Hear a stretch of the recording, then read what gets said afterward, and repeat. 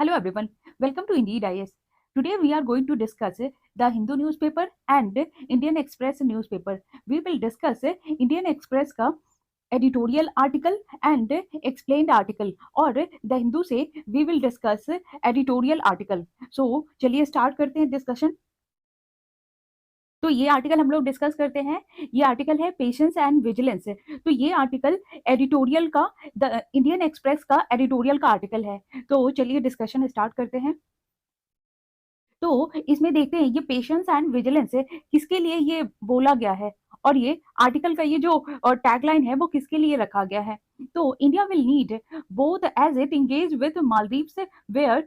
Government is trying to distance the country from New Delhi. और अभी जो है ये जो नए प्रेसिडेंट आए हैं और मालदीव्स में, तो मालदीव्स का इंक्लिनेशन अभी चाइना की तरफ है। तो वो अभी चाह रहा है कि ये न्यू दिल्ली से थोड़ा सा डिस्टेंस बना के रखे, लेकिन इंडिया चाह रही है कि उसको ये जो सिक्योरिटी का अलायंस है और जितने भी इंगेजमेंट है और जो एग्रीमेंट है वो सब कंटिन्यू रहे। तो उसी के रिस्पेक्ट में बात की जा रही है। और ये जो मालदीव्स गवर्नमेंट है उसका जो डिसीजन है कि जो 2019 का जो एग्रीमेंट था उसको कंटिन्यू नहीं करने का, और जो वो कौन सा एग्रीमेंट था जो कंडक्ट था हाइड्रोग्राफिक सर्वे करने का। तो जो और पहले जो टेरिटोरियल वाटर का जो हाइड्रोग्राफिक सर्वे है तो वो 2019 में एग्रीमेंट लिया गया था, लेकिन अभी जो नए वाले जो प्रेसिडेंट चुनकर के आए हैं तो वो ऐसा कहते हैं कि ये एग्रीमेंट को नहीं होना चाहिए। और इंडिया ने बहुत सारी कंट्रीज के साथ ये हाइड्रोग्राफिक सर्वे किया भी है। तो चलिए देखते हैं कौन कौन से वो कंट्री है। जैसे कीनिया हो गया, मॉरिशियस है, मोजाम्बिक है, ओमान है, सेचल्स है, श्रीलंका एंड तंजानिया। लेकिन ये माले का जो डिसीजन है, ये माले जो है मालदीव्स की कैपिटल है। तो ये जो माले का जो डिसीजन है कि उनका जो है वो ज्यादा अभी फोकस करना चाह रहे हैं उनके डोमेस्टिक पॉलिटिक्स में, ना कि डिप्लोमेटिक और इकोनॉमिक इंटरेस्ट पे, क्योंकि वो इंडिया को अभी अवॉइड करना चाह रहे हैं। और ये जो प्रेसिडेंट है मोहम्मद मुजू, तो उनका कैंपेन है कि इंडिया को आउट कर देना चाहिए। और ये जो नवंबर में उन्होंने रिक्वेस्ट किया न्यू दिल्ली से कि वो जो ट्रूप्स है कंट्री में और जितने भी जो मिलिट्री बैठाए हुए हैं वहां पे मालदीव्स में, तो वो वहां से हटा ले, क्योंकि उनका ये कहना था कि ये हमारे मालदीव्स के सोवर्निटी को हिट कर रहा है और हमें लगता है कि हमारी सोवर्निटी खतरे में है। लेकिन इंडिया ऐसा नहीं कर रहा है, क्योंकि अगर इंडिया ऐसे करेगा तो उसका जगह कौन फिल करेगा? चाइना, क्योंकि ऑलरेडी जो मालदीव्स है वो चाइना के टुवर्ड्स बहुत ज्यादा इंक्लाइंड है। और ये जो बाद में जो वाइस प्रेसिडेंट थे हुसैन मोहम्मद लातिफ, उन्होंने ये बोला अटेंड किया Indian Ocean Forum organised by China. तो और जबकि ये जो कोलंबो सिक्योरिटी डायलॉग था जिसमें इंडिया भी इन्वॉल्व था अदर कंट्रीज के साथ, तो वो मालदीव्स ने अटेंड नहीं किया। और ये जो मोजो गवर्नमेंट का डिसीजन था कि ये जो सर्वे हो रहा है और ये जो एग्रीमेंट है तो वो वापस ले ले इंडिया। और इसका यही सिग्नल है कि ये जो माले है वो अब इंडिया के साथ वो ट्यूनिंग नहीं बैठाना चाहता और वो एंटी इंडिया बन गया है। और अभी जो रिसेंटली मीटिंग हुआ था मोजो एंड पीएम मोदी की का, तो उसके बाद भी, और ये जो मीटिंग कहाँ हुआ था, ये जो कॉन्फ्रेंस ऑफ पार्टी दुबई में जो हुआ है वहां पे, लेकिन उसके बावजूद इंडिया और मालदीव्स का रिलेशन में कोई चेंजेस नहीं आया है। और वो जो मौजू है वो इंडिया की तरफ जो है अगेंस्ट है इंडिया के, और चाइना की तरफ प्रो है। और बात करते हैं ये जो डोमेस्टिक वहां की पॉलिटिक्स है, जो साउथ एशियन कंट्रीज है, वो अभी सबका एक ही नारा है कि वो लोग जो एक्सटर्नल ओरिएंटेशन पे फोकस नहीं दे रहे हैं, वो लोग दो चीजों पे ज्यादा फोकस दे रहे हैं। पहला तो एक जो as the dominant economic and military power पे जो उनकी रीजन का है, और जो India plays role and attitude, और वहां पे जो इंडिया का जो रोल है और उनका जो एटीट्यूड है, तो उस पे वो लोग क्या कर रहे हैं, ये जो caricature of them and make for easy political slogan. और वो लोग क्या अपने सिर्फ इकोनॉमिक और मिलिट्री पे ज्यादा फोकस कर रहे हैं और इंडिया पे नहीं कर रहे हैं, क्योंकि वो इंडिया से कट रहे हैं। और ऐसा नहीं है कि ये मालदीव से फर्स्ट कंट्री है, इससे पहले श्रीलंका भी ऐसे ही किया था एंड बांग्लादेश का भी कुछ ऐसे ही हाल है, क्योंकि बांग्लादेश एंड श्रीलंका वो भी ज्यादा प्रो चाइना है। क्योंकि अभी जो है इससे पहले भी श्रीलंका ने वो चाइना के टुवर्ड्स बहुत ज्यादा इंक्लिनेशन दिखाया था और इंडिया का अपोज किया था, और बहुत सारा वहां से फंड भी ले लिया था, जिसके बाद जो है श्रीलंका डेब्ट ट्रैप में फंस गया था।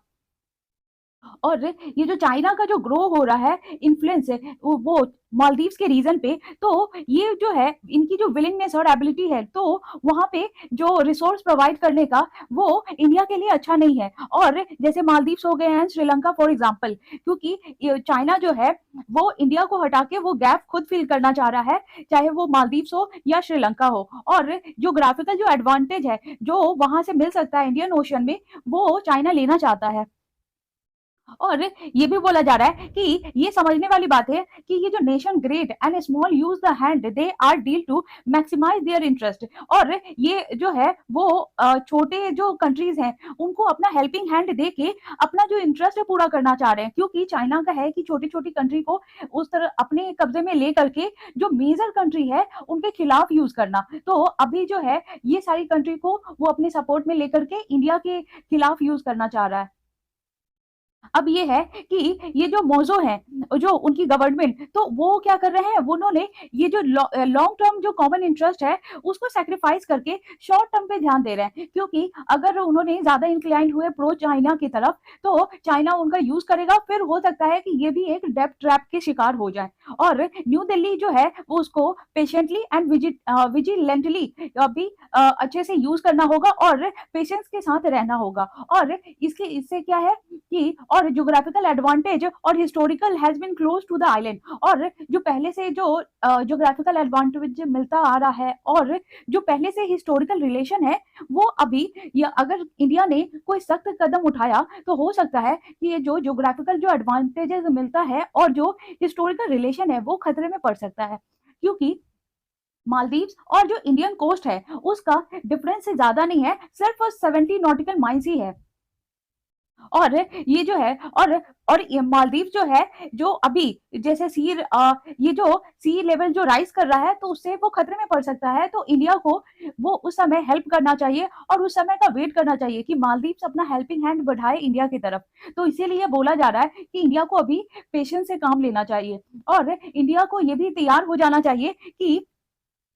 और वो एक हैंड बढ़ाने के लिए मालदीव्स की तरफ, कि मालदीव्स अगेन जा रहा है लेकिन इंडिया को अपना हेल्पिंग हैंड बना के रखना चाहिए ताकि जो मालदीव्स है वो इंडिया से बिल्कुल कटे नहीं। और ये जो है और ये जो न्यू दिल्ली है वो can not no longer afford to simply rely on legacy advantages. और सिर्फ जैसे कि जो वहां से जितने एडवांटेजेस मिलते हैं इंडिया को, सिर्फ उसी पे नहीं सोचना चाहिए, उसको हेल्पिंग हैंड भी बढ़ा के उसका हेल्प भी करना चाहिए। तो यही बोला गया है। और ये जो माले में चाइना का जो ग्रोइंग इंटरेस्ट है, और जैसे चाइना जो है वो फुल जैसे वो साउथ चाइना सी पे कब्जा कर चुका है, तो उसी तरह वो चाह रहा है कि जो इंडियन ओशियन है उसमें भी कब्जा करे। तो इसीलिए वो बांग्लादेश हो गया, और तो ये बांग्लादेश है, फिर श्रीलंका है, फिर मालदीव्स है, तो इन सारे जगह पे वो अपना पकड़ बना रहा है कि जिससे क्या होगा, वो इंडियन ओशियन में अपना कब्जा कर पाएगा। और ये जो इंडिया है उसको अपना ये जो फाइन लाइन है और इंगेजमेंट है और इंटरफेरेंस है, और उसको ना डबल डाउन कर देना चाहिए former without seeing and doing the latter. और अभी क्या है कि अभी का सिर्फ सोचना चाहिए, बाद में क्या होगा और क्या एग्रीमेंट बनेगा या कैसा रिलेशन होगा उसको छोड़ करके अभी के तरफ ज्यादा ध्यान देना चाहिए। और ये जो है और it must draw a red line with with China in the Maldives से। और ये जो चाइना और मालदीव्स का जो रिलेशन बन रहा है वो एक रेड लाइन है और खतरे का संकेत है इंडिया के लिए, क्योंकि ये बाद में ये जो चाइना है वो मालदीव्स को इंडिया के खिलाफ यूज कर सकता है, क्योंकि इंडिया और ये जो मालदीव्स है, तो यहाँ पे ये जो है सिर्फ 70 नॉटिकल माइल्स का ही डिफरेंस है। तो अगर कुछ भी चाइना अगर यहाँ पे कब्जा कर लेता है तो वो इजिली रीच कर सकता है इंडिया पे, इसीलिए। और वहां पे जो है और ये जो मिलिट्री प्रेजेंस है वो रखे रहना चाहिए ताकि वहां पे जो भी चीजें हो रही हैं वो इंडिया को पता चले। और ये जो नेशनल सेंटिमेंट्स है वो भी इंडिया को कंट्रोल में रखना चाहिए। और Delhi must play a diplomatic game with finance और so many rising powers have had to. और ये जो इंडिया है उसको अपना ये जो डिप्लोमेटिक गेम है वो बहुत सावधानी से खेलना चाहिए, क्योंकि अभी जो है बहुत सारी राइजिंग पावर अभी होने वाली है। तो इंडिया भी बहुत ग्रो कर रहा है, बाकी अदर कंट्रीज भी बहुत ग्रो कर रही हैं, तो ये जो डिप्लोमेटिक रिलेशन है वो अच्छे से मेंटेन करके रखना चाहिए और इंडिया को पेशेंटली हैंडल करना चाहिए। तो इस आर्टिकल में यही है। और अगर इसका जो हिस्ट्री है और जो करेंट का सिनेरियो अगर आपको और डिटेल में पढ़ना है तो मैंने विजन का जो मंथली मैगजीन है अक्टूबर का, तो उसमें पार्ट 3 में इंडिया और मालदीव्स का रिलेशन बहुत अच्छे से समझाया है, क्योंकि उसमें जो है वो सारी चीजें दी हुई हैं कि कैसे वो पहले के जो प्रेसिडेंट थे उनके साथ इंडिया का कैसा रिलेशन था और अभी का कैसा रिलेशन है। और ये जो एग्रीमेंट की बात की जा रही है, तो वो कौन सी ऐसी एग्रीमेंट है जो साइन की गई थी जो पहले प्रेसिडेंट थे, और अभी वो लोग जो है ये जो एग्रीमेंट से निकलना चाह रहे हैं अभी करंट वाले प्रेसिडेंट, तो वो एग्रीमेंट सब क्या क्या क्या था, तो वो आप अच्छे से जाके वहां पे देख सकते हैं और अच्छे से समझ सकते हैं। तो उससे क्या होगा, आपका एक स्ट्रक्चर और फ्रेमवर्क तैयार हो जाएगा, क्योंकि उसमें बहुत अच्छे अच्छे पॉइंट है जो आप प्रीलिम्स में भी हेल्प करेगा और मेंस के आंसर राइटिंग में भी हेल्प करेगा। तो ये हमने इंडियन एक्सप्रेस का एडिटोरियल आर्टिकल कवर कर लिया। अब चलते हैं इंडियन एक्सप्रेस के एक्सप्लेन्ड आर्टिकल पे। तो चलिए अब ये डिस्कस करते हैं इंडियन एक्सप्रेस का explained article on AI innovation versus safety, कि ये जो अभी जो डिक्लेरेशन हुआ है, तो उसमें जो आर्टिफिशियल इंटेलिजेंस पे बात की गई है, जो जीपीएआई का अभी जो समिट हुआ है, global partnership on artificial intelligence, तो इसमें देखते हैं कि क्या क्या ये जो इनोवेशन हो रहा है और इस इनोवेशन से सेफ्टी क्या बरतने की जरूरत है और कहाँ पे रिस्क हमारे लिए बन सकता है। तो वो चलिए देखते हैं डिटेल में।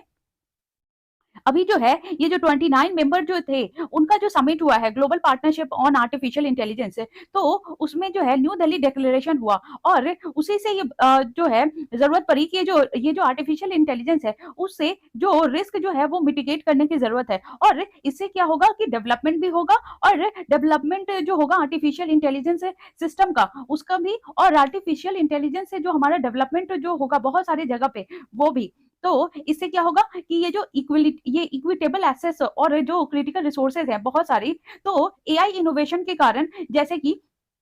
ये जो कंप्यूटिंग है उस और कंप्यूटिंग हो गया, high quality diverse data set हो गया, तो ये सारी चीजों में भी इन्हांसमेंट होगा। और फिर ये बोला गया कि ये जो डिक्लेरेशन हुआ है ये थर्सडे को, क्योंकि ये जब हुआ था तो इसमें मैंने द हिंदू के आर्टिकल में,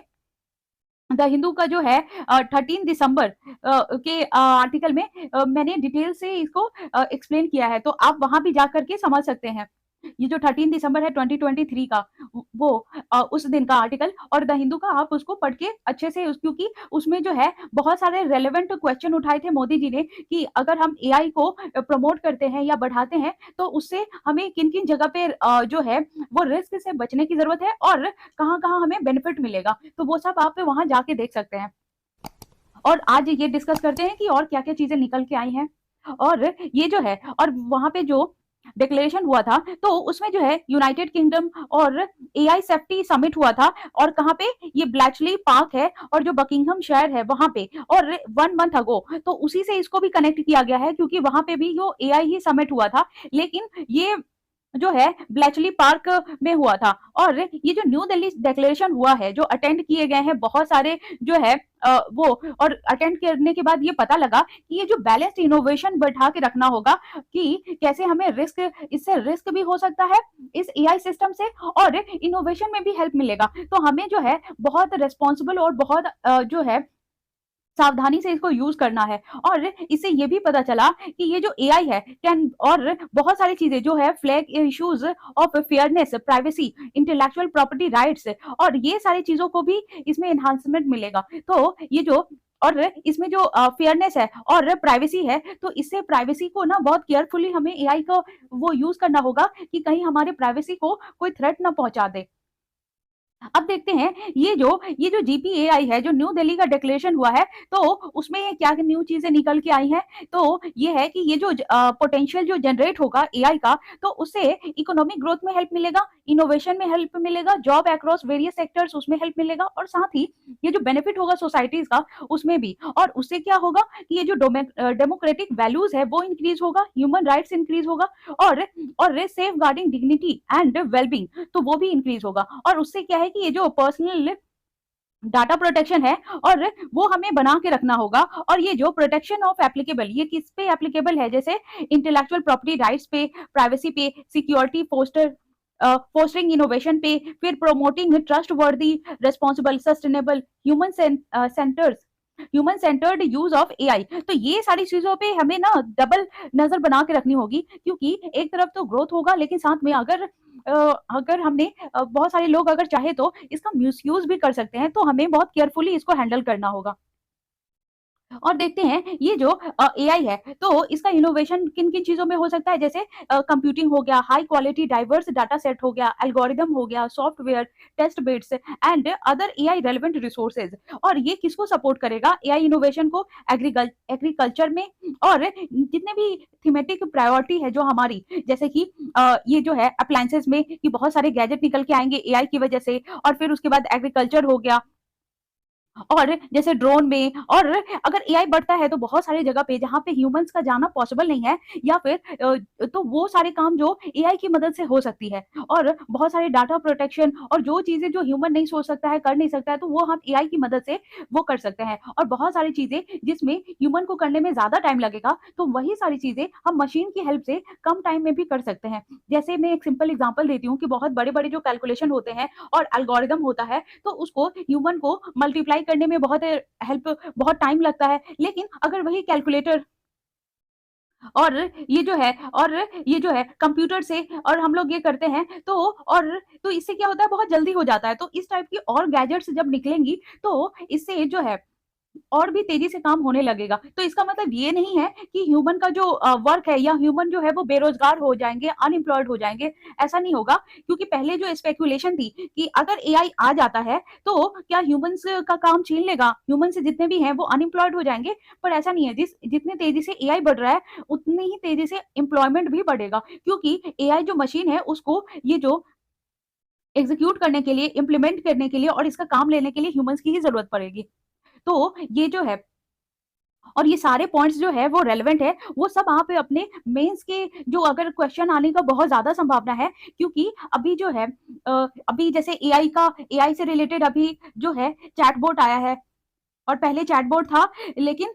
वो अभी चैटबॉट एडवांस आ गया है, और उसके बाद ये जो एआई का ही वो जेमिनी आ गया है, तो वो भी मैंने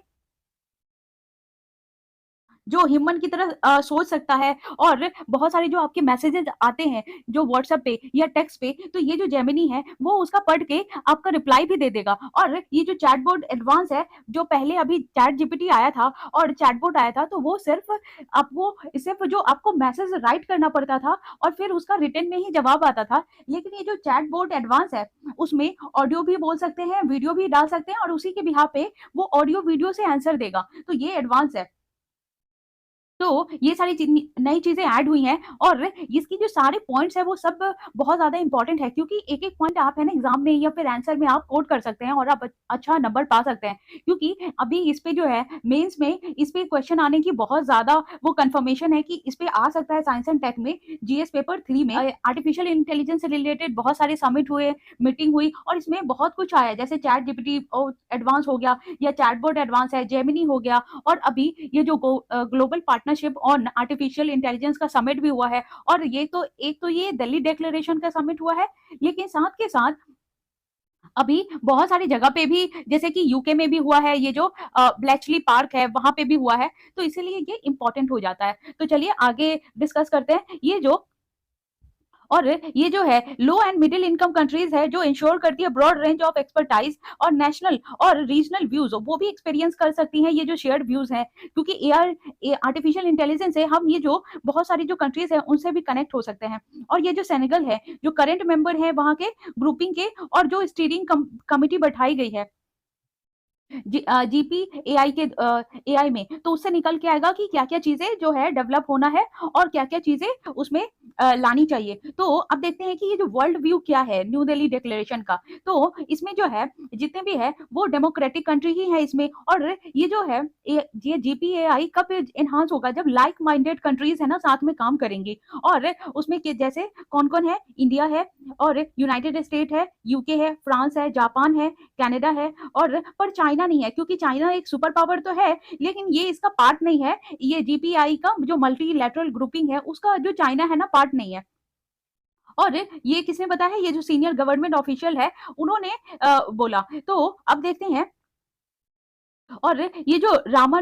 ये जो वेदाश्री है, जो एडवाइजर है दल्लाज वेंचर कैपिटल के, उन्होंने बोला है कि ये जो रेगुलेटरी सिनर्जी है विल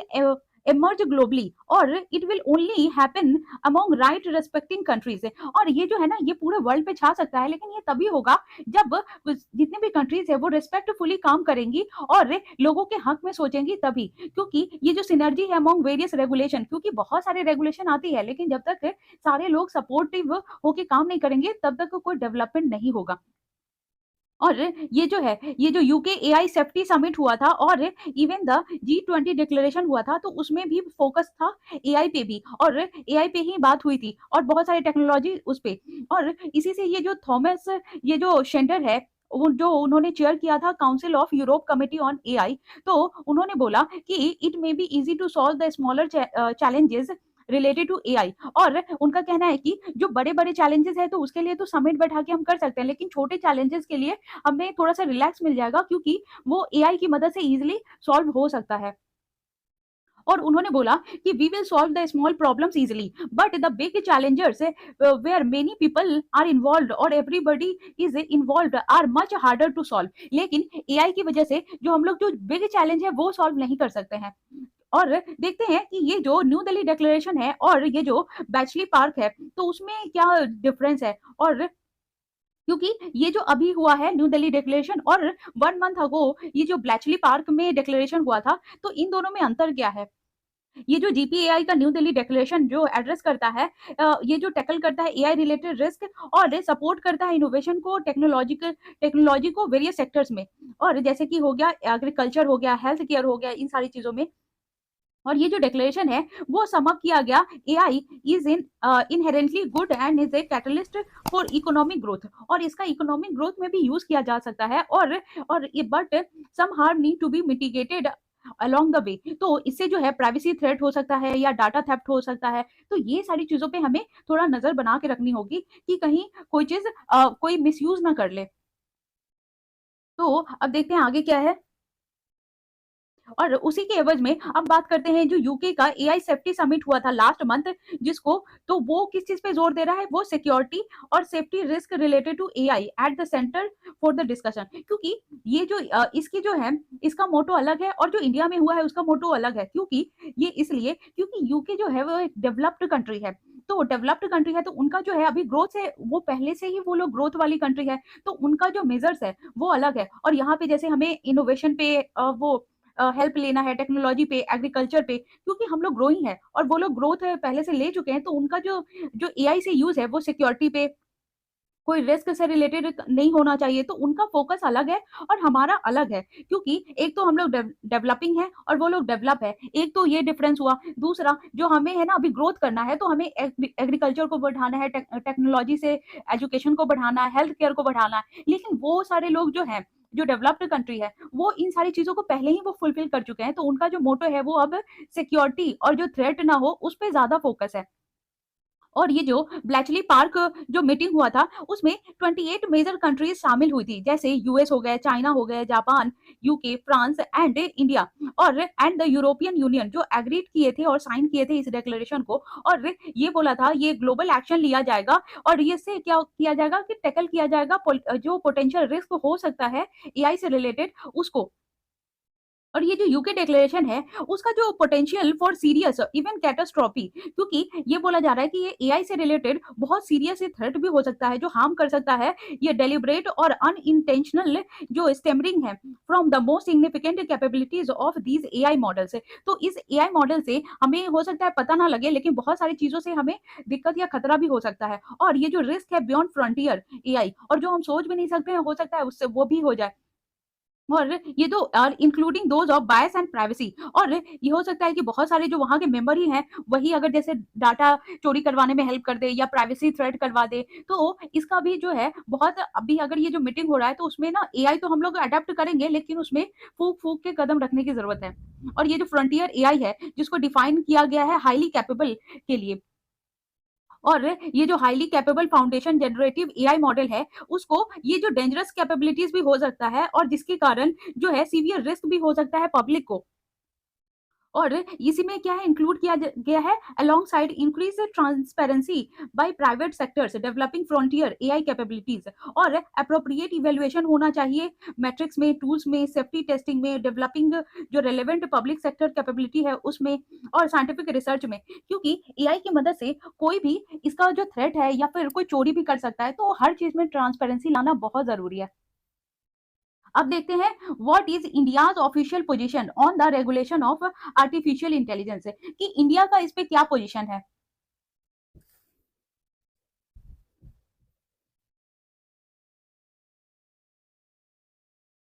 तो ये जो इंडिया जो है वो अनलॉक कर रहा है potential economic benefit of AI system, क्योंकि पहले जो है इंडिया जो है वो क्लोज कंट्री थी, तो वो एक तो ग्लोबलाइजेशन के लिए ओपन हुआ, अब ये जो इकोनॉमिक के लिए वो एआई से भी ओपन हो रहा है, और ये जो एआई का रेगुलेशन है और उसमें भी सिग्निफिकेंट चेंजेस लाए जाएंगे जो सूट करेगा इंडिया के इकोनॉमिक ग्रोथ के लिए, और ये जो है वो रिस्क बेस्ड हो सकता है, यूज हार्म अप्रोच वो भी हो सकता है। तो उसके लिए जो है इन लोगों को बहुत सारा मेजर्स और लॉ वगैरह बनाना पड़ेगा। और ये जो इनॉग्रल सेशन था जीपीएआई का जो समिट हुआ ट्यूसडे को, तो प्राइम मिनिस्टर नरेंद्र मोदी जी ने ये डुअल पोटेंशियल है एआई का उस पर डिस्कशन किया, और ये भी बोला कि ये जो 21st सेंचुरी है जो बिगेस्ट डेवलपमेंट टूल है हो सकता है, और साथ के साथ ये डिस्ट्रक्टिव रोल भी वो हो सकता है, क्योंकि अगर इससे जो ग्रोथ हो रहा है या फिर अच्छा हो रहा है तो वो तो ये कंस्ट्रक्टिव रोल हुआ, लेकिन अगर इस एआई टूल से कुछ गलत हो गया तो डिस्ट्रक्टिव टूल भी हो सकता है। और ये बोला गया ग्लोबल जो फ्रेमवर्क है उस पे प्रोवाइड किया गया कि ये जो क्वाड्रल एंड इंश्योर किया गया कि रेस्पॉन्सिबल यूज के लिए कि एआई का हम लोग यूज करेंगे लेकिन रेस्पॉन्सफुली।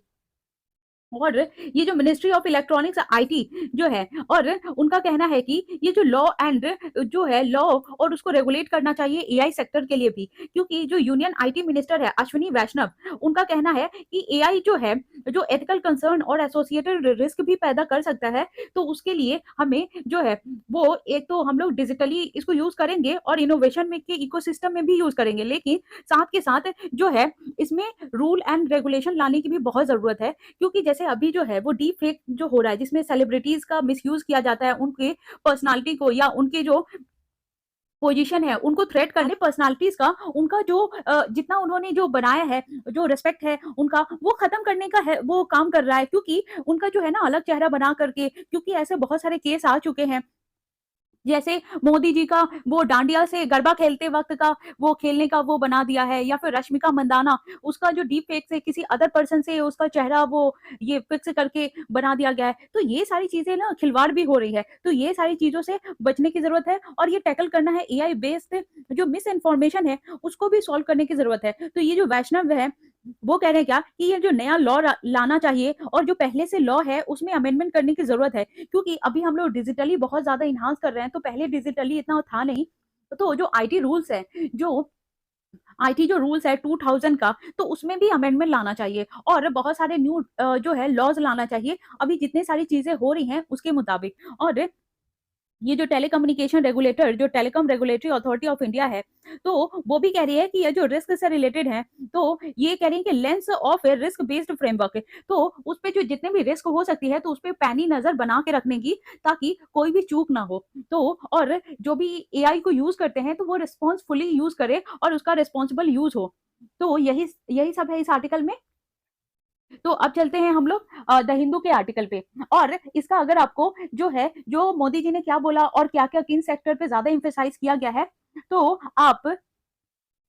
ये जो 13 दिसंबर 2023 का जो द हिंदू न्यूज़पेपर एनालिसिस है उसको आप जाके देख सकते हैं, क्योंकि उसमें मैंने डिटेल में बताया है। तो अब चलते हैं द हिंदू के आर्टिकल्स पे। तो चलिए अब ये डिस्कस करते हैं द हिंदू का आर्टिकल, और जो एडिटोरियल आर्टिकल है कि a time honoured connect that will help bridge the gulf, और ये है जो मिडिल ईस्ट का पार्ट है, और ये जो मिडिल ईस्ट का जो आर्टिकल है वो बहुत इंपॉर्टेंट है, क्योंकि मिडिल ईस्ट से हर साल क्वेश्चन आते ही हैं प्रीलिम्स में भी और मेंस में भी, क्योंकि वहां पे हर टाइम कुछ ना कुछ होते रहता है, कुछ ना कुछ कॉन्फ्लिक्ट हो गया या कुछ ना कुछ समिट हो गया या कुछ एग्रीमेंट हो गया इंडिया से रिलेटेड और वर्ल्ड से रिलेटेड, तो ये आर्टिकल इंपॉर्टेंट है, क्योंकि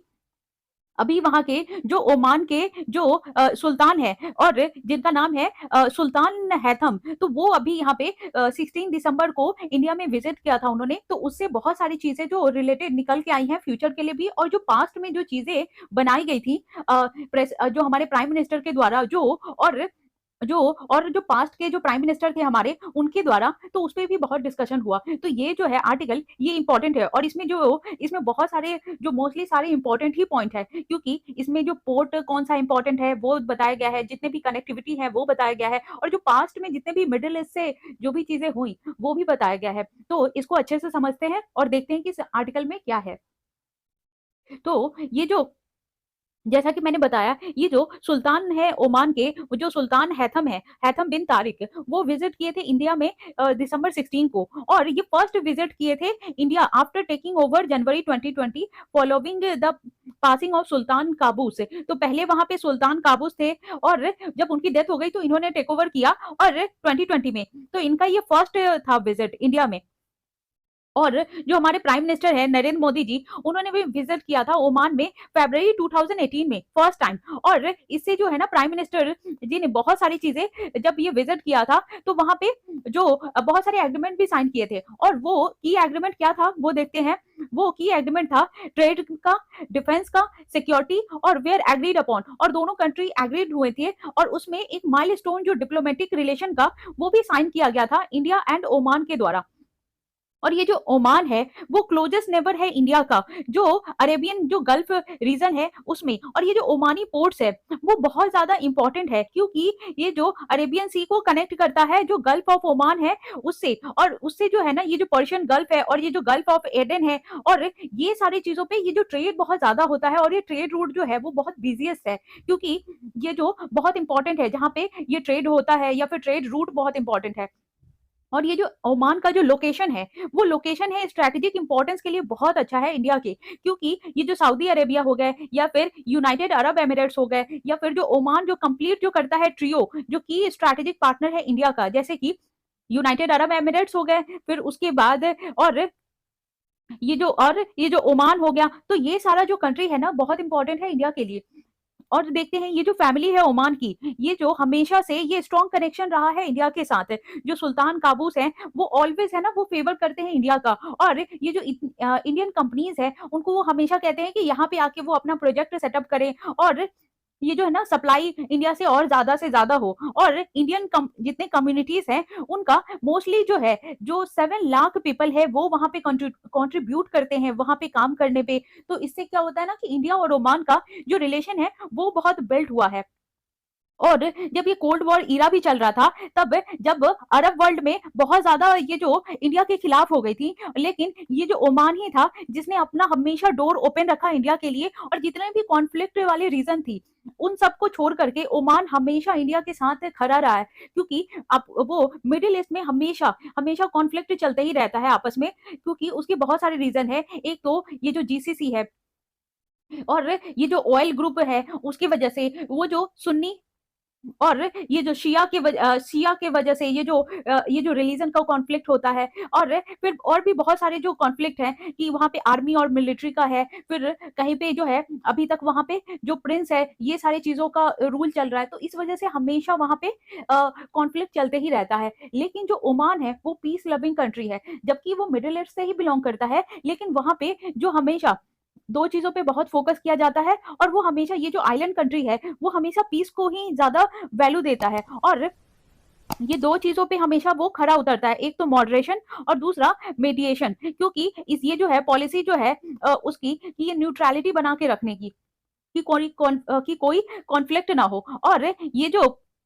और वो लोग क्या करते हैं, ये लोग केयरफुली बैलेंस्ड करके रखते हैं अपने रिलेशन को, जो वेस्टर्न पावर है और गल्फ कोऑपरेशन काउंसिल है उसके साथ। और ये जो नेबरिंग ईरान जो कंट्रीज है जो मेंटेन करती है straight of Hormuz will not be close, और इसलिए भी ये इंपॉर्टेंट है ओमान, क्योंकि इसी के पास है ना वो ईरान भी है, और जो स्ट्रेट ऑफ हॉर्मुज है ये ट्रेड रूट है और बिजिएस्ट ट्रेड रूट है, ताकि अगर हमें इसलिए ओमान से अच्छा कनेक्शन बैठा के रखना है कि ये जो ईरान है, ताकि हम वहां के पोर्ट पे पहुंच सके, या फिर जो ये जो ट्रेड रूट है स्ट्रेट ऑफ हॉर्मुज, वो उसके लिए वो हमेशा ओपन रहे इंडिया के लिए, और ये जो ट्रेड रूट ब्लॉक ना हो। और दूसरा ये है कि जो पर्शियन जो गल्फ क्राइसिस हुआ था 2019 में, तो ये जो पर्शियन गल्फ ये जो क्राइसिस है वो क्या है,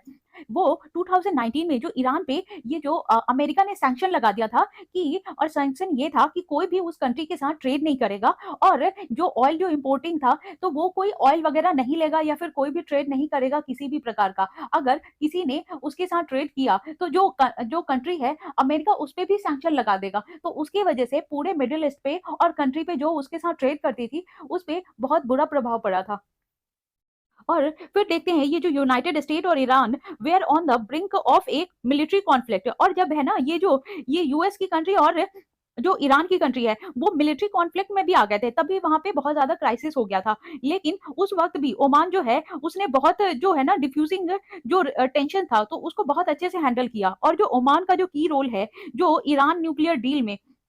जो जुलाई में जो है वो 2015 में जो डॉक्यूमेंटेड किया गया और एक्नॉलेज किया गया। उसके बाद ये जो जीसीसी जो कतर डिप्लोमेटिक जो साइन हुआ, तो जिसमें ओमान ने जो है रिफ्यूज कर दिया कि वो सऊदी अरेबिया के साथ ज्वाइन नहीं करेगा और जितने भी अदर कंट्रीज है उससे भी जो डिप्लोमेटिक टाइज थे कतर के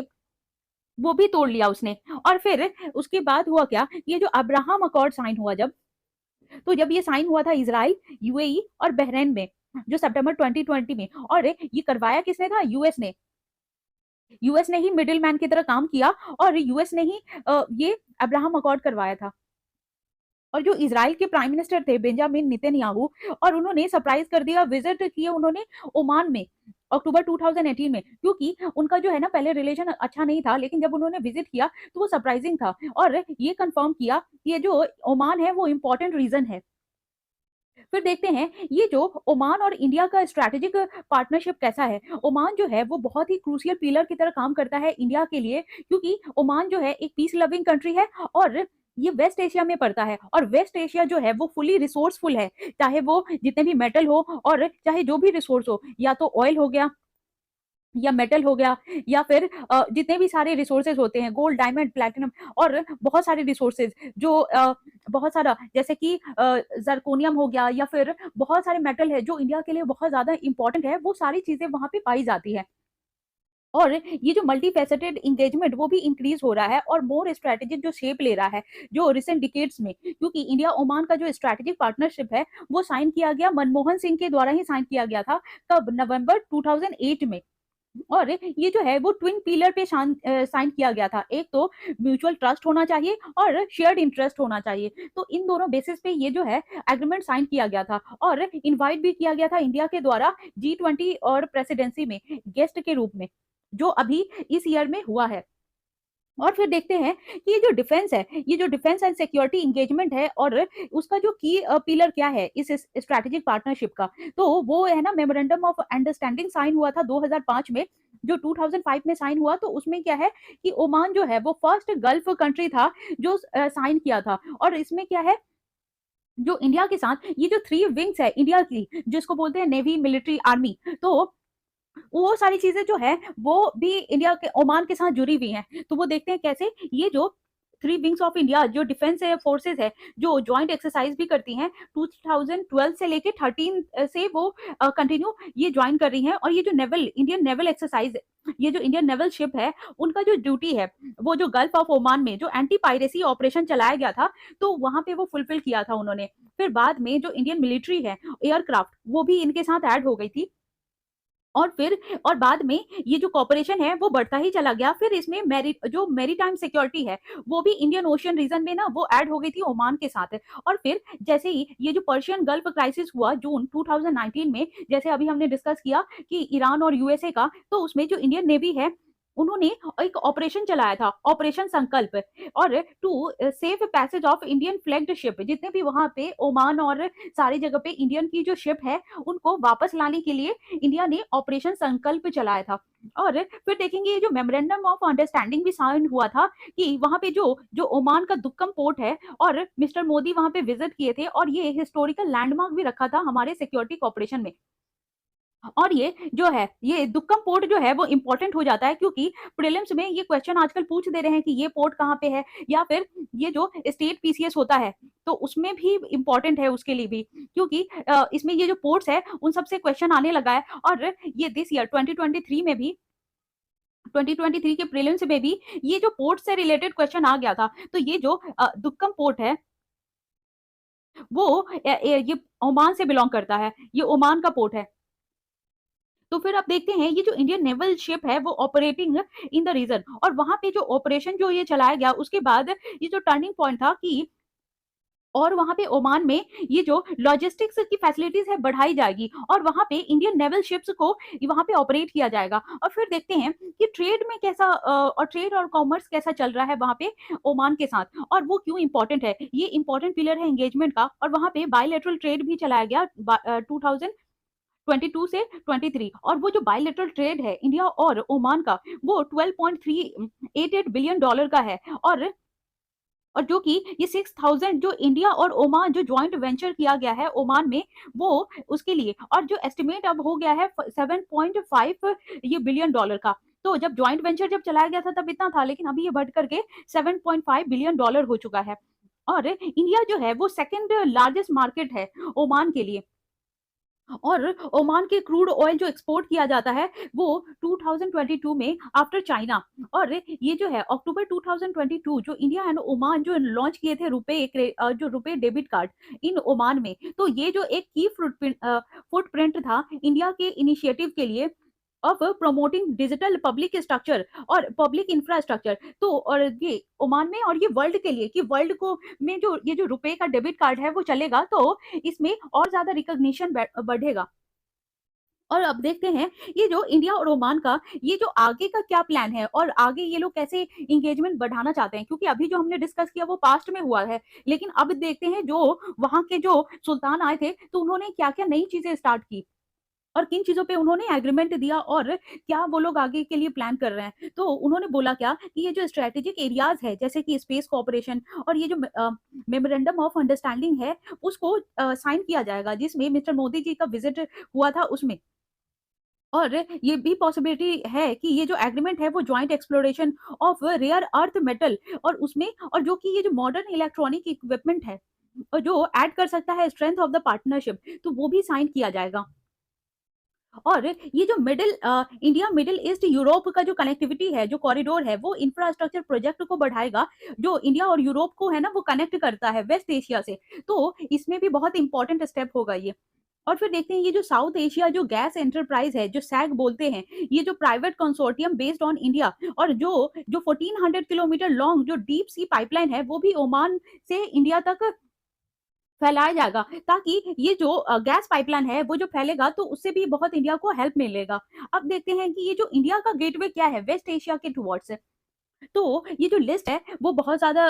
और ये जो शेयर किया जा रहा है इंटरेस्ट है और वो लॉन्ग होना चाहिए और टाइमलेस रहेगा, क्योंकि ये जो ब्रॉडर ग्लोबल आउटलुक है और ये जो इंडिया का आउटरीच अब बढ़ रहा है कि अपने नेबरिंग कंट्रीज के साथ, तो इंडिया ने जो है वो डीपर इंगेजमेंट दिखाया है। और ये जो कोलेबोरेशन हो रहा है वेस्ट एशिया के साथ जिसमें जो ओमान है वो इंपॉर्टेंट पिलर की तरह काम कर रहा है।